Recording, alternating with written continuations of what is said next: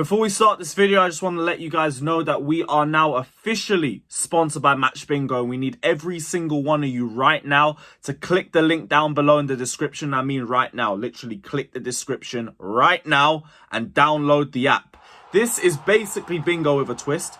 Instead of trying to call out numbers, you're trying to call out big moments in a match, like, let's say, goals, offsides, fouls. These are the sorts of games that you're trying to call out. And it is a gambling game, but you can gamble responsibly because you only can do a max of £2 per game. So you don't have to worry about spending too much or throwing too much money down the drain or anything. You can even do a couple free games if you just want to dip your toe in and get a little idea of what the app is about. So again, guys, if you guys do want to get involved, click the link right now. Click the link in the description below. Helps out the channel, and it is also a really fun game to do as well. So guys, again, click the link, download the app, and we'll see you over there. Hi everyone, welcome back to Chelsea Fan TV. My name is Nina and welcome to a brand new episode of Round the Corner. Chelsea will host Manchester United at Stamford Bridge on Thursday night.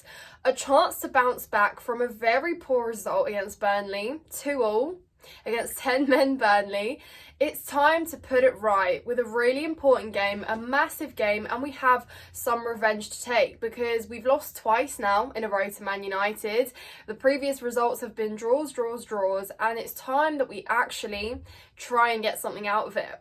And one thing I do know is, although confidence can be low with Chelsea, is I just expect them to surprise me sometimes. You know, you just don't know what Chelsea you're getting on the day, and it would be so typical to struggle against Burnley the way we did at home and somehow get a result against Man United. And maybe you're sitting there thinking, Nina, you are delusional right now. But you know, guys, Man United are coming off the back of a draw themselves, one where they basically tried to nick it in extra time with a special someone of the name of Mason Mount scoring just for Brentford to equalise shortly after. So it was in no means a pretty performance, no means convincing.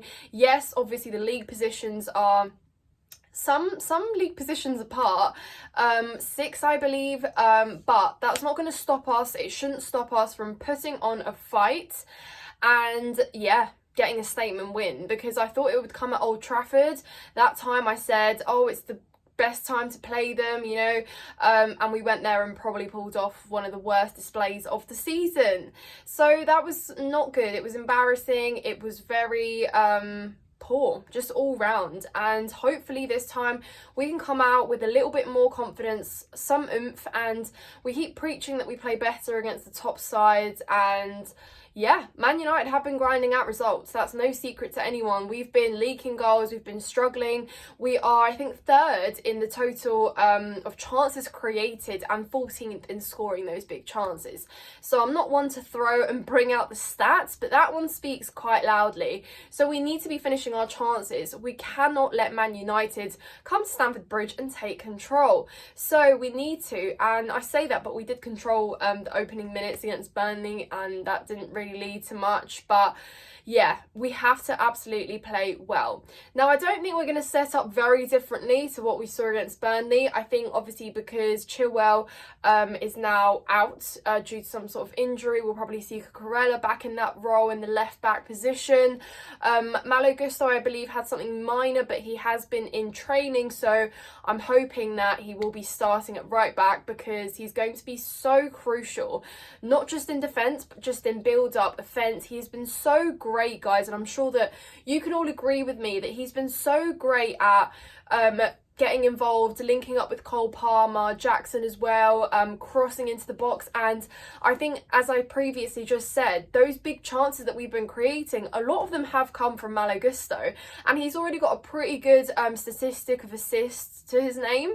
That was a bit of a mouthful. Stats of assists to his name, but I still think he could have had so many more if we'd been able to finish more chances, if that man in the middle had been able to put more away. But obviously, you know, we can bring in context and Jackson being away and perhaps Breuer not finishing a lot of the time. Obviously Malo Gusto was out as well for a couple games, but he has been so fitting to be an understudy of Reece James, and I just hope he continues it on. He is in our top 3 signings, no doubt. And for the money we paid, the age that he is at, and the the room for development as well that he has. You know, his ceiling is so high, so it's just really exciting to see how Malagusto gets on at Chelsea in the upcoming years. So he's going to be a big game player for me, in my opinion, in this game. I think in our centre-back role, it could be interesting because obviously Thiago Silva hasn't been playing and he's not injured anymore. He is making the bench. It's just a managerial choice, clearly. Trevor Chalobah's obviously been back and playing. We know that Badiashile and Disasi have been partnering up. Perhaps not the best display really defensively. I'm not going to just blame it on them two, but it has to be better. It needs to be better. So whether someone like Trev starts or Badiashile starts alongside Disasi, or Thiago Silva, although I don't think that could be the case, but maybe I'm wrong. Let me know in the comments down below, guys. Help me out. Who's going to start alongside Disasi? Because I think he has pretty much cemented his spot there in the back line now. And regardless of that brilliant own goal he scored, on the most part, he's been learning and he's been improving, which I guess is a good sign. But there's still so much more to expect from defence, because last season we may not have been creating and scoring goals, but defensively we were still okay at times. This season it seems to be that we are just crumbling down behind, and we can blame midfield as well perhaps at times, but overall defending needs to be so much better, particularly set pieces. You know, I don't want to see Man United scoring against us from a set piece. That just cannot happen. So we need to be switched on, we need to be marking our men. And yeah, hopefully that won't be a problem. But moving into midfield, I don't think much changes. Caicedo and Enzo alongside each other. I'm a bit worried about Kobe Mainoo because he's been in absolutely exceptional form, and watching him, you know, regardless of being a rival fan, you have to appreciate how good and how bright he has been, and is such a big spark for Man United, and they obviously know what a gem they have. So he could be a threat. And I'm sure and I hope that Caicedo and Enzo won't be so isolated from each other as they were against Man United at Old Trafford last year. So hopefully that they're alongside each other and they can manage and run that midfield much better, because I think that's going to be so important, because Man United can hit us on the break if they want to. We just can't let that happen. And yeah, I mean, I don't know what football they're going to come out and play, but again, I worry about that because at times we are a bit slow. Transition needs to be quicker, and it's that thing where I keep seeing a pattern, especially against Burnley, where we are, especially when we play from out the back, the passing is too slow and it needs to be quicker, because sometimes you'll see that even when we are, you know, on the break, we don't help ourselves. You know, you're given an advantage when you're on a counter or etc. Use your pace. We've got quick players. Why can't you just get forward? And I think Petrovic was actually quite annoyed and vocally annoyed at times in our last couple games where he's played, that he wants them to, you know, create options for him, get further up there. At times they're very static, and that needs to improve as well. So hopefully we see much quicker football, quicker thinking, because that is truly how we will get to score, hopefully against Man United. But finishing needs to be better. When given the opportunity, we need to score. That being said, I think obviously Conor Gallagher starts. I think Pochettino obviously will start him. Obviously the club issued a statement today to basically defend Conor Gallagher and say that things have been taken out of context and there was in no means any bad intent on Conor Gallagher's behalf. So obviously that's been put to bed. Move on, let the boy play football, and I think he obviously will be starting. But that obviously means, and again, I don't think the lineup's too different from what we saw against Burnley. Cole Palmer on the right, our star boy. Can we all agree we can call him that, star boy? Because Cole Palmer, there's not enough good words in the dictionary to be said about him, and I just hope it continues on. If anyone can punish and pull something out the bag that Man United don't see coming, it is someone like Cole Palmer. So I hope that he is up for some finishing, definitely, on Thursday night. Mudryk has obviously been playing, well, he started, and a lot of us, you know, in unison agreed that he probably deserves it over someone like Raheem Sterling. Raheem Sterling came off the bench and linked up to with Cole Palmer. Nice back heel pass to assist for that goal. However, I do think that with Raheem Sterling it's a bit of a hit and miss still. And again, look at me, I'm a stat queen today. Who am I? Apparently Raheem Sterling hasn't scored in 25 games against Manchester United, which is a wild stat because he's obviously been in the Premier League a long time.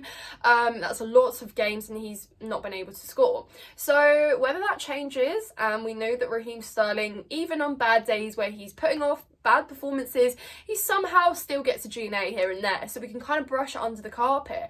But I thought, and I saw this sitting behind the goal, it was a really nice gesture to see Disasi straight away went over to Raheem Sterling and pointed, so the fans could see that, you know, Raheem Sterling had assisted the goal, wanted us to appreciate him. It's nice to see that the players are actually backing each other and there's this, you know, close relationship. So on the bright side, at least our players get on in the dressing room, if that means anything to anyone.